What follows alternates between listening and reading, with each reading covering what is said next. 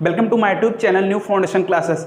बच्चों, आज हम आप लोग को केमिस्ट्री रसायन विज्ञान का पार्ट 2 पढ़ाएंगे। बच्चों, कल के जो टॉपिक में मैंने पढ़ाया था उसमें से मान के चलिए एक बेसिक चीज़ें आपको बताया था और वहाँ पे हमने आपको 2-3 चीज़ें बताया था। चलिए एक बार उसका रिवीजन करते हैं, तब क्लास के आगे स्टार्ट करते हैं, क्लास को आगे स्टार्ट करते हैं। बच्चों, सबसे पहले हम उसमें आपको बताए थे कि केमिस्ट्री शब्द की उत्पत्ति कहाँ से हुई थी।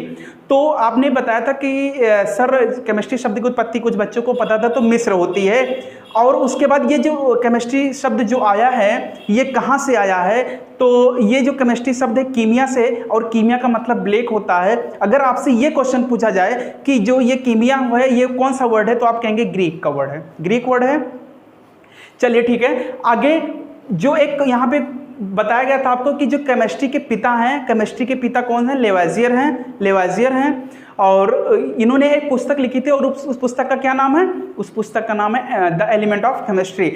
यानी कि अगर आपसे एग्जाम में पूछा जाता है कि द एलिमेंट ऑफ केमिस्ट्री के किसने लिखा था, कि उसके जनक कौन है, तो आप कहेंगे कि एंटोनी लेवाइजियर होते। यहाँ तक आपको कल बताया गया था। मैंने बताया था कि आज जो आपको बताया जाएगा वो मैटर बताया जाएगा। तो यहाँ पे अब आप चलते हैं, आज की क्लास स्टार्ट करते हैं। जो क्लास है ये मैटर की बात करते हैं कि मैटर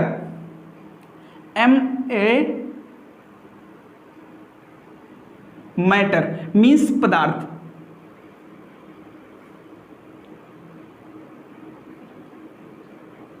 ये मैटर यानी कि पदार्थ होता क्या है। अगर ये आपसे पूछा जाए कि मैटर क्या होता है यानी कि पदार्थ क्या होता है, तो बच्चों ध्यान ये देना है कि हर एक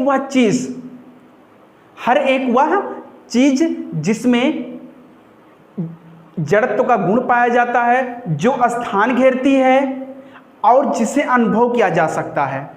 यानी कहने का मतलब कि जो स्थान घेरती हो, जिसमें द्रव्यमान पाया जाता हो, जो जड़त्व का गुण रखता हो, या जिसे हम लोग महसूस कर सकते हैं, सारी की सारी चीज़ें जो होती हैं आपकी वो क्या कहलाती है, मैटर यानी कि पदार्थ कहलाती हैं। यानी कि हम यहाँ पे लिख देते हैं कि हर वह एक चीज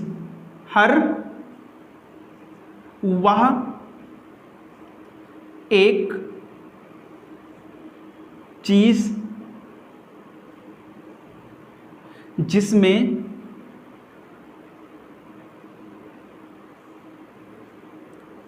द्रव्यमान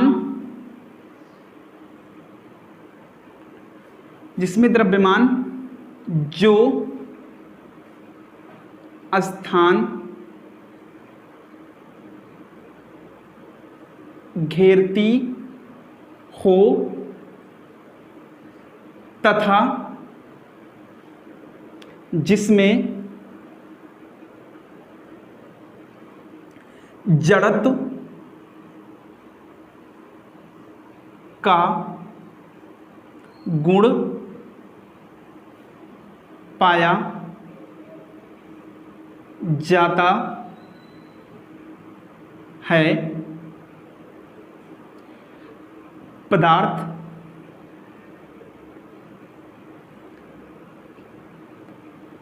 कहलाता है।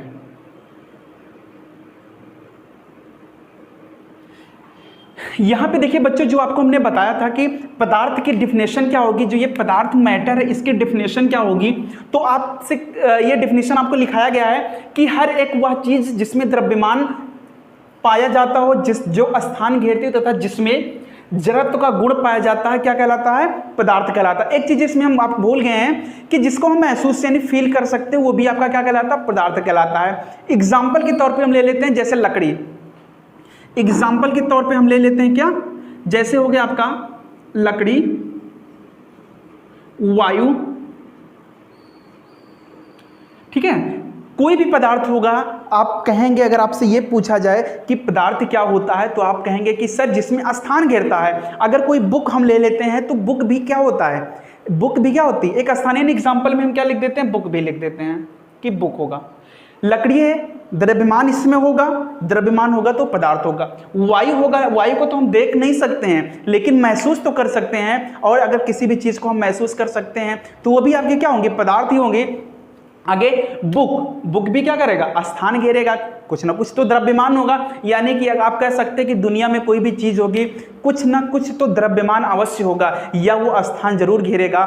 ऐसे चीज़ों को हम क्या बोलते हैं? ऐसे चीज़ों को हम बोलते हैं पदार्थ होता है। यानी कि ये क्या कहलाएगा? पदार्थ कहलाएगा। अब आगे बात करते हैं कि पदार्थ तो आप लोगों ने समझ लिया, अब पदार्थ के प्रकार। लेकिन उसके पहले एक चीज़ ये पूछा गया, जो द्रव्यमान हमने बोला था, कभी कभी बच्चे ये पूछते हैं कि द्रव्यमान और वेट यानी भार में अंतर क्या होता है। दोनों वजन वाली चीज़ है, लेकिन यहाँ पे चीज़ें अलग हैं। वो हम आपको बताएंगे कि डिफरेंस क्या होगा द्रव्यमान और भार में, डिफरेंस क्या होगा, ये हम आपको आगे बताते हैं। इसको मिटा दे रहे हैं। अगर आपसे पूछा जाए द्रव्यमान और वेट में डिफरेंस क्या होगा, तो पहले ये चीज़ें जान लेते हैं।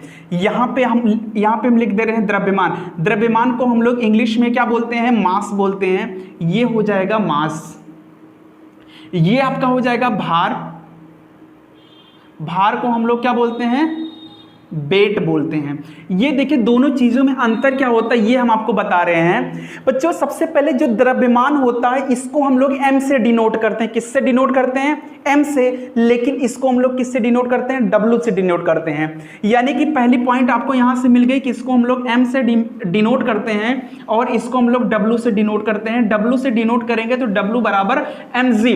अंतर आपको पहले ही लाइन में क्लियर ये हो गया कि यहाँ पे सिर्फ स्मॉल m था और यहाँ पे आपका जो मिला ये w, और w बराबर होता है mg होता है, यानी द्रव्यमान गुणे त्वरण होता है। यानी कि इसमें सिर्फ द्रव्यमान और इसमें त्वरण, तो अंतर यहाँ पे आपको लग गया। चलिए दूसरी चीजें करते हैं कि जो इसकी यूनिट होती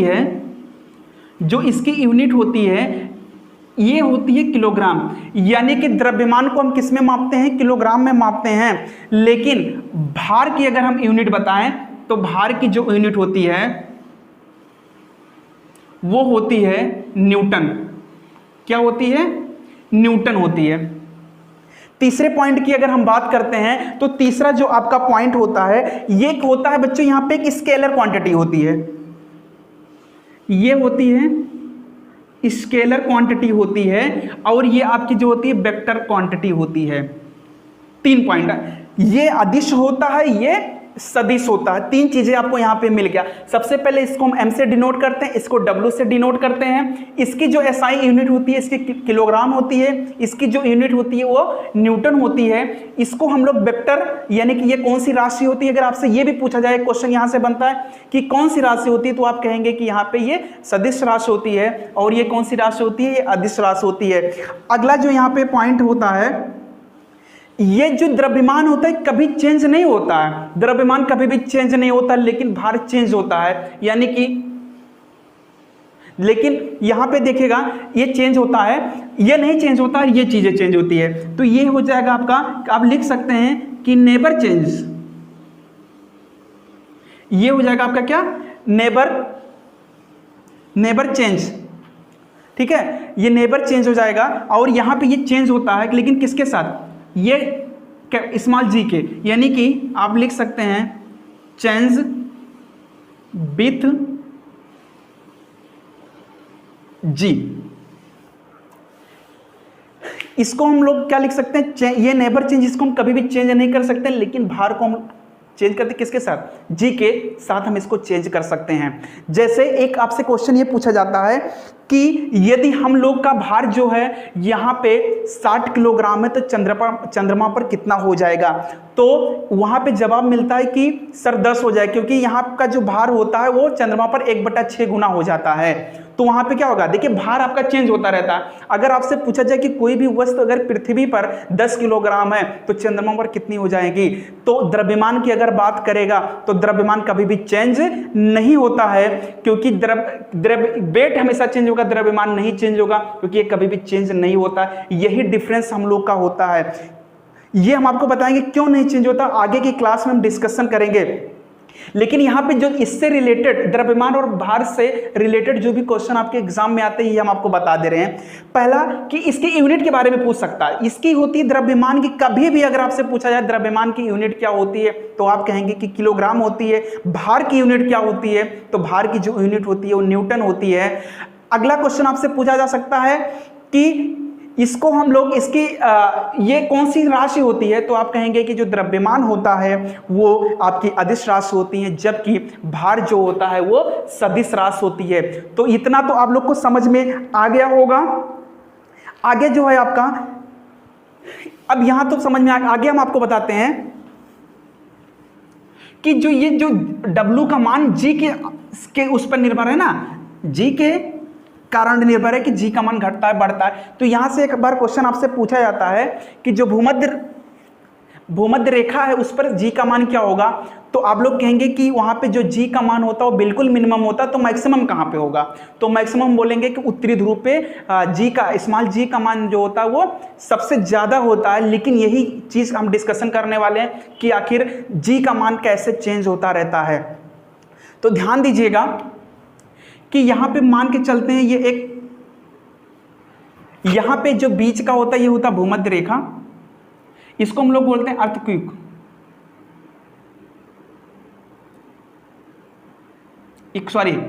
इक्वेटर बोलते हैं, इक्वेटर। ये आपका पता है कि ये क्या होता है, ये जो होता है नॉर्थ पोल होता है, ये आपका क्या होता है साउथ पोल होता है। इस पे बहुत बार क्वेश्चन पूछा जाता है। अब बच्चों यहां पे यही होता है, इक्वेटर आपका होता है, ये आपका होता है दक्षिणी ध्रुव होता है, ये आपका क्या होता है उत्तरी ध्रुव होता है। तो यहां पे हमें यह ध्यान देना है कि जो स्मॉल जी पूछा जाता है कि स्मॉल जी का मान इक्वेटर पर शून्य क्यों होता है, यहां पे जो होता है शून्य नहीं होता, सबसे कम होता है, मिनिमम होता है। यहां पे जी का मान क्या होता है, यहां पे जो जी का मान होगा सबसे मिनिमम होता है, यहां पे जो जी का मान होगा ये होता है आपका मैक्सिमम होता है। ठीक है, ये आपको पता है। अब आपसे पूछा जा सकता है क्वेश्चन यहां पे कि जब हम लोग अर्थ इक्वेटर से जब हम लोग नॉर्थ पोल की तरफ जाते हैं तो जी के मान में क्या परिवर्तन होता है। तो आप यहां पे देखिएगा, जब हम लोग इधर जाते हैं नॉर्थ पोल की तरफ जाते हैं तो जी के मान में क्या होती है, जी का मान बढ़ता है, यानी कि जी का मान क्या होता है बढ़ता है। तो बच्चों जब जी का मान बढ़ता है तो W बराबर क्या होता है, W बराबर होता है mg। जब जी का मान बढ़ेगा तो W का मान क्या होगा, ऑटोमेटिक बढ़ेगा, क्योंकि ये देखिए W बराबर mg, जब जी का मान बढ़ेगा तो आप कहेंगे कि W का मान भी बढ़ेगा। तो अगर पूछेगा इक्वेटर से नॉर्थ पोल की तरफ जाने पर क्या भार बढ़ता है, जी हाँ बिल्कुल बढ़ता है, जी का मान बढ़ेगा तो भार अवश्य बढ़ेगा। तो यहाँ पे क्या हो जाएगा कि W जो होगा, यहाँ पे क्या होगा, W जो होगा ये बढ़ेगा, ये बढ़ेगा।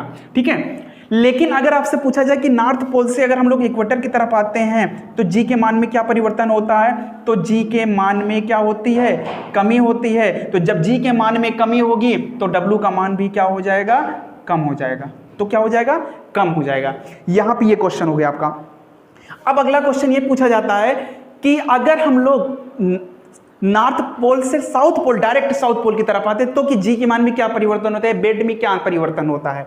तो चलिए, आपको पता है कि जब हम लोग नॉर्थ पोल से इक्वेटर पे आते हैं तो जी का मान यहाँ पे मिनिमम हो जाता है, क्योंकि यहीं से कम होता चला जाता है, ऊपर की तरफ जाएंगे तो बढ़ेगा। लेकिन यही चीज अगर हम इसको बढ़ा देते हैं तो यहाँ पे एक पॉइंट ये भी देख लीजिए कि जब हम लोग इक्वेटर से जब साउथ पोल की तरफ आते हैं तो जी के मान में क्या होती है, जी का मान क्या होता है, बढ़ता है।